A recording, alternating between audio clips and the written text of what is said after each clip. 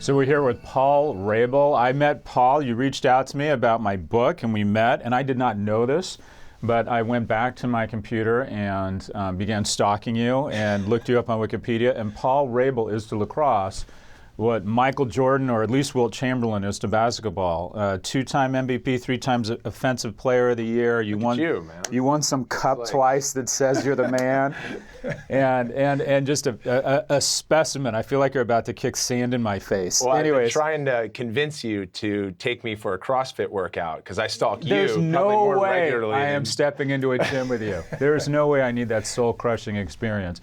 Anyways, Paul, so what we're hoping to cover a little bit is, I'd love to just get a little bit of background on how you, give us the headline news on how you found lacrosse and how you became, or what would you say are the pillars in terms of your upbringing and kind of exposure and your growth as an athlete to becoming a world-class athlete? Yeah, well, lacrosse came to me when I was 12. My neighbor gave me his backup stick. I grew up in a middle-class family, and my dad always got my older brother and I, who's my business partner, on a number of ventures into whatever sport that we could, that he said that he could afford. So we were given what's typically in lacrosse high-priced equipment, similar to golf and hockey. So that got our foot in the door. And then I just became really obsessed with it because it's a team sport. You have the endurance element, the agility involved to break down a defender one-on-one, similar to basketball. What I learned about the game as I got older, that it's actually the oldest sport in North America. So the origin of the game roots back to Native American culture.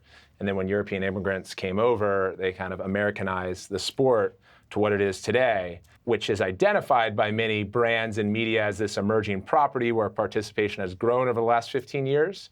But it's still kind of rooted in one of the oldest game in North America. So trying to tell that story is important, because I would say that there are stereotypes associated with lacrosse. There are some diversity problems that we're trying to work on, and a lot of great nonprofits that are doing such.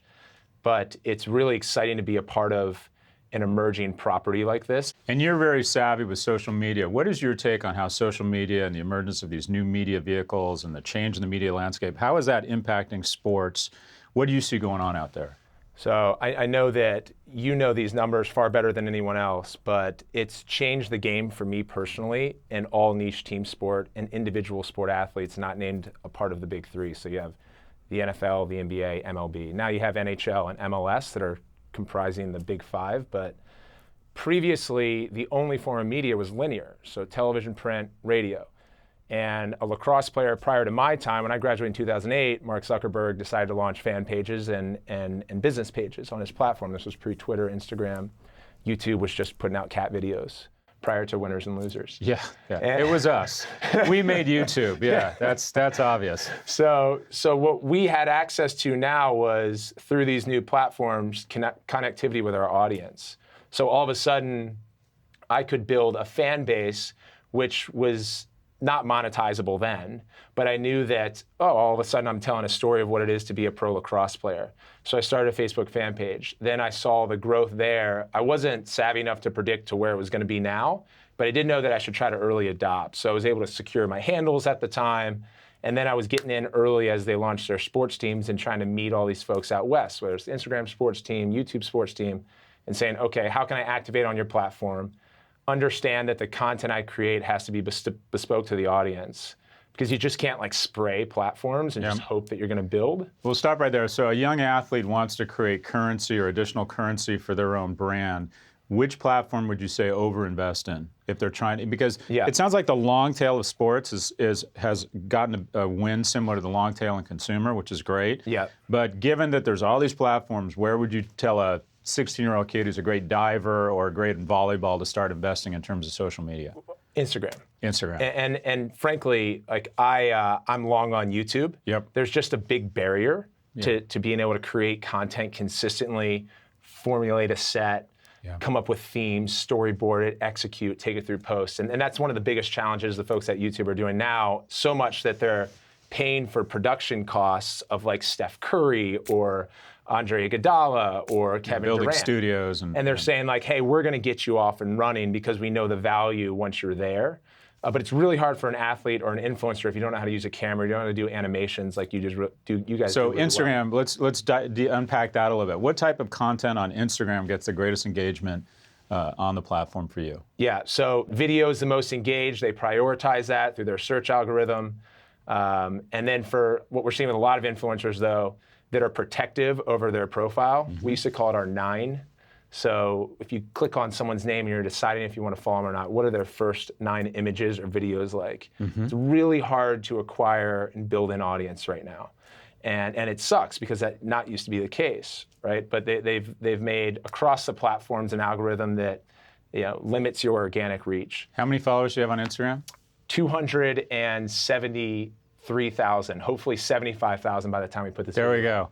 And have you been able to close the loop when you're with New Balance, right? Yeah. Is a big part of your currency, your negotiating power, and the size of the contract based on your following on Instagram? Absolutely. So that's changed entirely for the athlete space, which endorsements were traditionally just around trading of image and likeness plus appearances for cash and product. Yep. Now, social media is a must for athletes, whether they want to be on it or not. These brands are asking for it, and they're putting the number of posts, in some cases on a monthly basis, into contracts.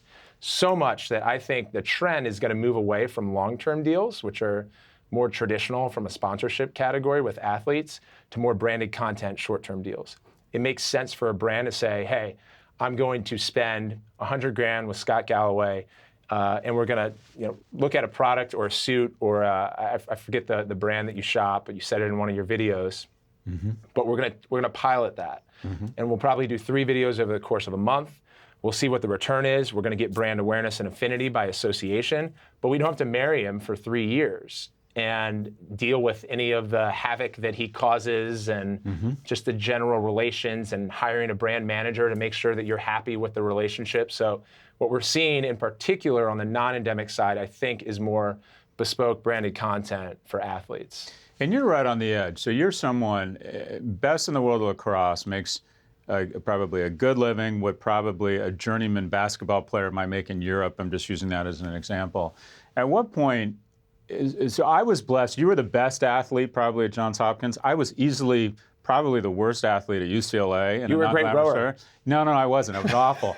But it was a blessing because my friends who were great athletes got lulled into the notion that they could make a living in sports, and most of them couldn't. And they didn't discover that until they were in their late 20s and then started their lives later than I did. Whereas when you're an awful athlete, you figure out you got to make a living another way. Right. When you look back, what advice would you give someone in a non-glamour sport? Is it, look, get a great education and then hit the workforce, or is it, is there an opportunity to sustain yourself and make a living in these long-tail sports?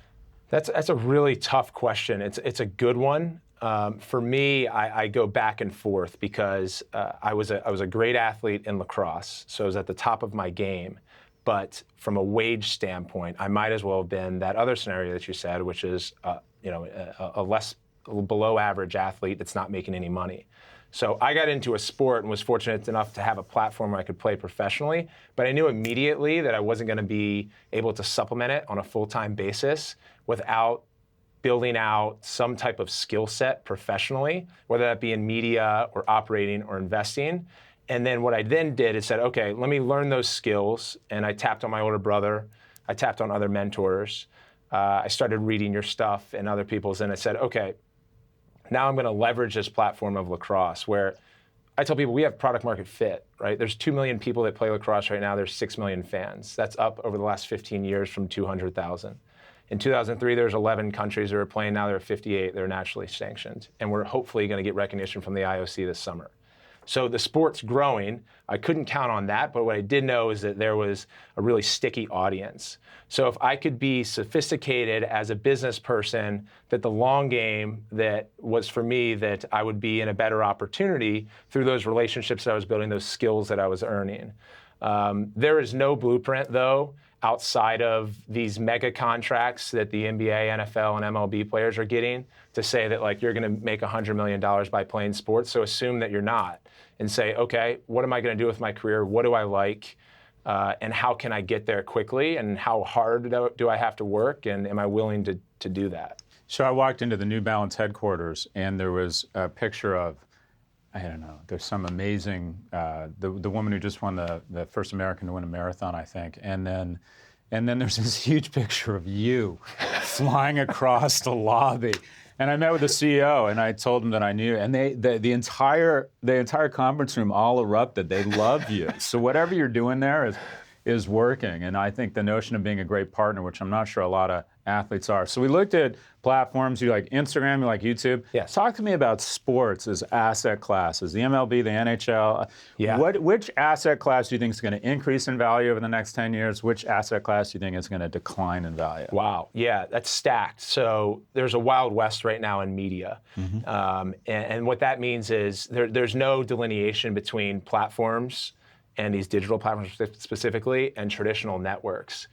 Previously, the ABCs, Fox, NBC, CBS, Turners, they all bid on the NFL, MLB, NHL, NBA, all the groups you said, and they acquired the rights. Now all of a sudden comes Amazon, Facebook, Google, Twitter, and they're buying rights too.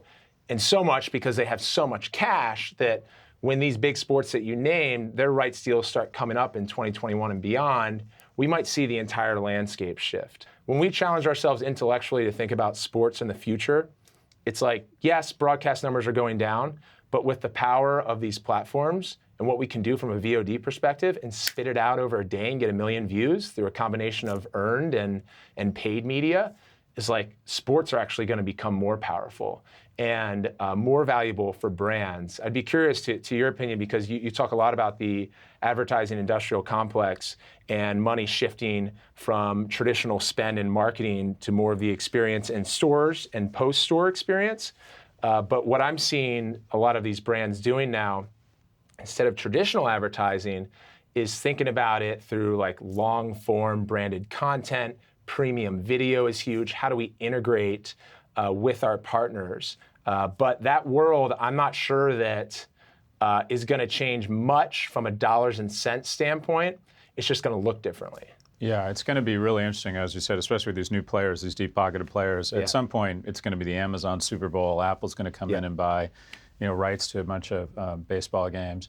So going back to this notion of asset classes, let's break down an athlete into one part talent, one part fitness, and one part mental fitness. Yep.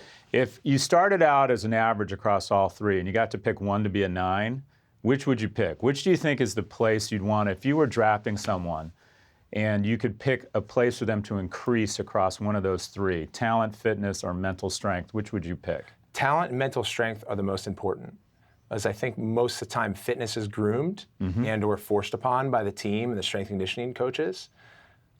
It's a really sharp question because post-draft, as you said, qualifying that as professional sports, I would say mental. Yeah. Mental hygiene is the most important.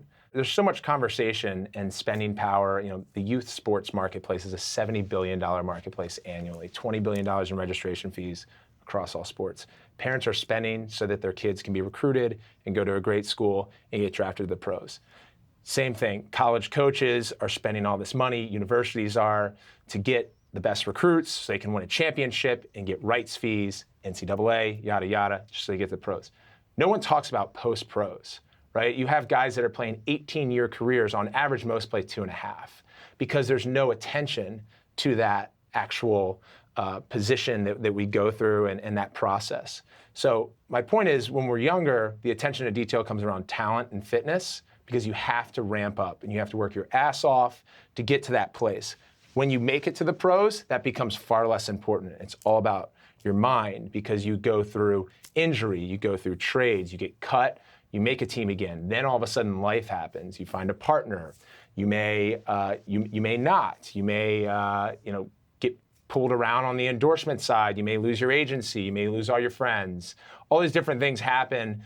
Give an example. Tom Brady is 40, about to be 41 now, and he's taking snaps from a 22-year-old center, and they're supposed to have this close bond. Tom has a wife and kids at home. This guy just finished college, and he's ready to go party and celebrate his $7 million contract. Right. So dynamic, and there's not much time spent there. That's why it's so important from a mental capacity. So hacks for an athlete, for a budding athlete. So think about optimizing the areas that you had mentioned. How do you optimize them? So your fitness, your nutrition, your recovery, your skill, right? So there are plenty of studies that suggest that athletes on average should have 8 to 10 hours of sleep. Most sleep studies come out 7 to 9. But if recovery is the most important thing, which we can agree upon based on studies, more than your workouts, more than your training, more than your nutrition, is that you sleep, then you should prioritize that every day. I didn't know that. So recovery is the most important thing. The most important thing. So carve out your sleep first, then build out your day behind it. Nutrition, I tell athletes, especially if you want to be a high-performing athlete, at a young age, you can be a premium car and take regular unleaded fuel, and you can still play. Yeah, you're fine. You can still play. Yeah. But if you want to, reach peak performance or be able to floor the pedal and reach optimal speed, you need premium gas. Give me your diet today. What did you eat? What have you eaten so far? What will you eat tonight? So I focus all on macronutrients. So I don't even know what that means. So proteins, carbohydrates, saturated fats. Okay. So in certain portions. And I got blood testing done this past summer because, again, I feel the bumps and bruises more than I ever have now. So you figure out ways to optimize different things. So I'll take, primarily hard-boiled eggs, chicken, or an 8-ounce steak. They fall within my diet, and then I'm a what do you eat for sweet breakfast? potato fiend. Do you eat 3 meals a day, 5 meals a day? 5 meals a day is ideal. 5 meals a day. 5 meals a day is ideal. I'll, in some cases, when I'm like not traveling and in one market at a time, I'll have 80 eggs in a week. So it's actually a really lot of boring. eggs. Pretty serious about eggs. But yeah, hard-boiled. Hard-boiled. It's the easiest. So you prep it all on a Sunday. To your point, right? I just hope you make a lot of money. That sounds awful. That just sounds awful. So in addition to hard-boiled eggs, what else? Yeah, sweet potatoes. That's the best carbohydrate. Rolling around with eggs and a steak. Listen to how bad this is. So I'll take sweet potatoes, I'll nuke them, throw it in aluminum foil, throw it in my backpack, which I have there. I don't have a sweet potato in there, otherwise I'd bring it out right now. And it's the best way to continue to fuel yourself throughout the day. Yeah. Saturated fats are really good, so you can get it through avocado, you can get it through olive oils. Yeah, exactly. So you kind of load up there. And what my nutritionist will say is actually fruits and vegetables are throw-ins. He's like, I'm assuming you're doing that. It's not moving the needle. Make sure it's there. But look at your proteins, your carbohydrates, and your saturated fats. So trans fats, sugar, alcohol, for fun, some balance, or you just don't do that? No, definitely there for balance and for fun. I make sure that we carve out time to enjoy ourselves. Although as I've gotten older, I've enjoyed myself more intellectually than I did more recreationally when I was younger. So I think that's just part of the maturation process. Getting older. Yeah. So, I mean, people ask me often, what do you do to relax? And I think a lot of times people associate relaxation with vacation. And so, taking 7 days off and going to the Bahamas. And what I found more is that people have like post-vacation traumatic stress, and like they hate it when they come back, or like they jam their schedule on vacation and they never really relax and enjoy it. Like, why does relaxation have to equal vacation? I found my relaxation through meditation and just, meditation. So what's the brain? What's the mind space? Headspace. Headspace. Where have you gotten inspiration around meditation? Headspace is kicking ass, man. They have like 10.5 million active users. So do you like Headspace? I love it. Yeah. So is that your kind of go-to around this stuff? I use Headspace and Calm. So they're both different apps. And how often do you meditate? Every day. Every day, Yeah. 5-10 minutes in the morning? 10 minutes usually, but I'm okay with 3 minutes, and in many cases I miss, and I think that's the purpose. A lot of people think that meditation is about calming your mind. It's not. It's about really like stepping outside of your mind and watching it exist. So anyone can meditate. You're so dreamy. You're so deep and dreamy. Let's get back to work. I get all this stuff from you. Yeah, right. So your workouts, a combination of weight, cross-training, how many times a week, what do your workouts look like? So it's changed. So I'm in season now, and I do most of my training during the week as low impact. So I'll get on an arc trainer, and one workout, for example, would be to set it up, the incline to 10, or the highest it can go to. And then put the resistance on 50. And what you do, this is actually an NHL workout, is you sprint for 20 seconds, and they have those heart rate monitors on there. You wait till your heart rate gets down to 130, this is on a treadmill. 140. It's on an arc trainer. So it's not the elliptical. Yeah. It's a Cybex machine, so it's more transformer looking like. Right. And you're just there. You're doing this. 20 seconds, blow it out. You'll do 8 of them, and you'll feel like you're going to throw up. So It's a quick workout. you're into the high intensity, create a deficit sort of. It's not about time; it's about intensity. 100%. So studies will back that interval training will help increase your VO2 max. Your VO2 max is basically your ability to have great endurance as an athlete, whatever that means. So part of it is genetic, and then part of it is nurtured. And what about strength training? Strength training, what I've moved more towards is kettlebell and then just like body weight strength training. So I grew up, and you did at the time too, where we were just bench pressing and squatting and doing a lot of linear lifts. It's actually really bad for you. It's bad for you. So athletes are front heavy. We're both kind of sitting here to this interview like this. Yeah. So I've been now working a lot of the muscles that I never touched before. And I do a lot of different kind of unattractive things in the weight room. So I try to find a spot by myself, because I'm super self-conscious about it. Yeah. But yeah, just kettlebell work. How do people get hold of you or follow you? They can look at your Instagram. What is your Instagram? Just Paul Rabel? Yeah, everything is at Paul Rabel. So my YouTube, my Facebook, my Instagram, my Twitter. And where can they find you? What team are you on? I'm on the New York Lizards. The New York Lizards. That's right. There you Shout out go. Well, opening game, when is that? It happened. It happened. And we won. How'd it go? I knew that. Way to go. I was there. I am so excited about that. Well, let me know next time so I can make sure I take care of the ticket. No, I'm planning not to be there. I'm excited about it. Paul Rabel, all around interesting guy and one of the great athletes of his generation or of all time in lacrosse. Thanks very much, Paul. Thanks for having me.